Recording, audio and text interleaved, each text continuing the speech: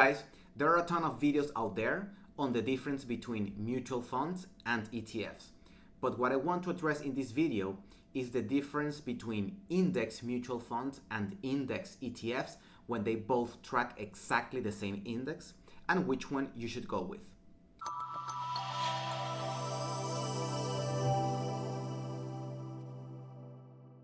If you're new to investing, please do check out my videos on investing in funds, mutual funds deep dive, and ETFs deep dive. I promise it's 100% worth it because you will learn exactly how all those different types of funds work. Okay, to start off, let's remind ourselves that the key difference between mutual funds and ETFs is that mutual funds are not traded on exchanges. You have to buy mutual funds shares directly from the investment company or through a broker. Also, the mutual fund share price is determined once a day. On the other hand, ETFs are instruments that can be traded on exchanges and you can buy and sell just like shares of public companies. ETF share prices do fluctuate throughout the day, just like normal shares as well. With that, let's review one of the quotes from the creator of the traditional index fund himself, Jack Bogle. There is nothing wrong with investing in those index ETFs that track the broad market, just as long as you don't trade them. This is the number one and most important rule, because the moment that you start trading your index ETFs, you immediately lose the benefit of guaranteed market returns over the long term, which is the unbeatable feature of broad market index funds. All right, assuming that you're not going to be trading your index ETF, let's look at a real example now and compare an index mutual fund with an index ETF.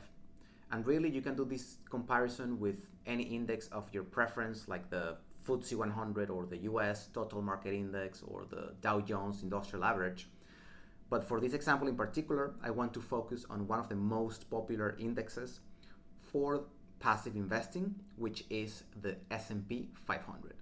Since I'm in the UK, I'm going to be using Interactive Investor, which is the platform that I use here for my investments.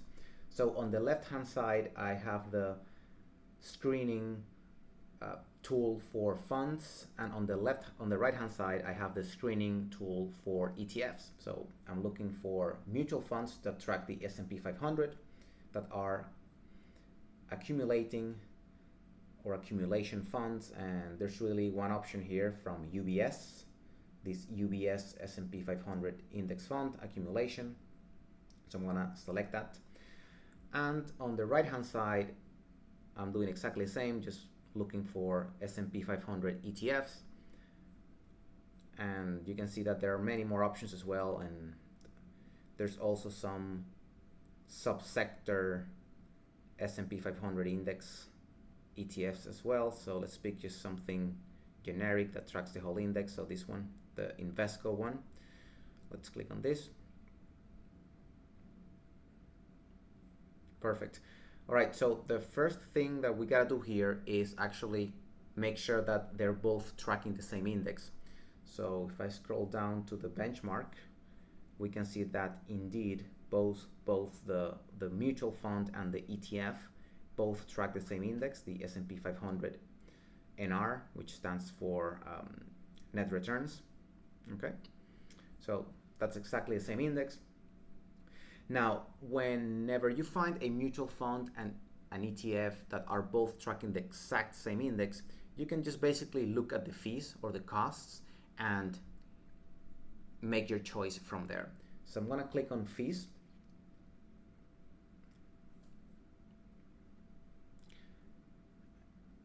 So as we can see here, these are actually both very low cost options. The mutual fund on the left-hand side has an ongoing charge of 0.09%, so that's super low, and an initial investment of requirement of £100, and really nothing else, just flat 0.09 of charges.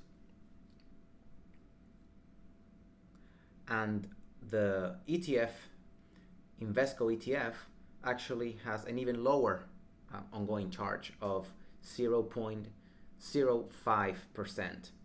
All right, and no other hidden or weird charges either. So this is a pretty straightforward comparison, apples to apples here.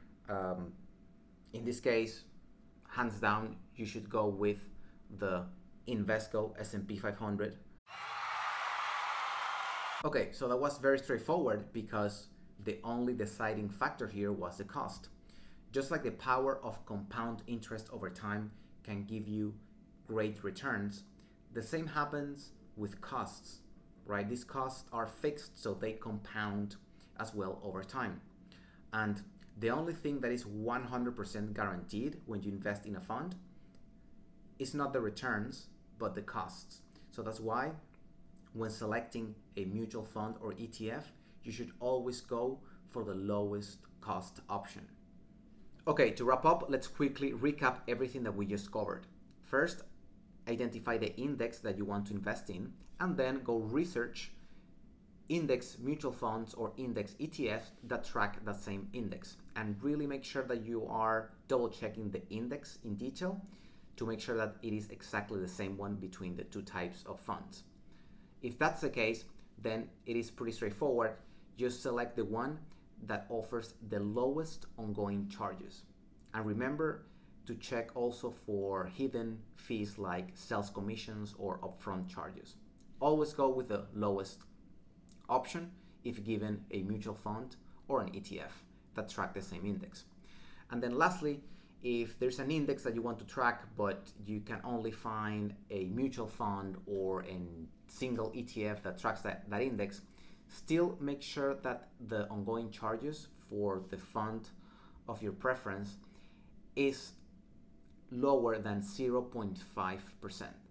Okay, there's really no reason nowadays to pay more than 0.5% in ongoing charges for a passively managed index fund. Remember that costs are 100% guaranteed and they compound as well. So they're gonna be eating into your returns in the future, so that should be the number one priority. All right, guys, that's all I have. Hopefully this provides you with all you need to know to start investing in index funds. Thank you for joining. Please leave your comments, questions, feedback in the section below. I'll be more than happy to help as much as I can. Thanks again, and I'll see you soon.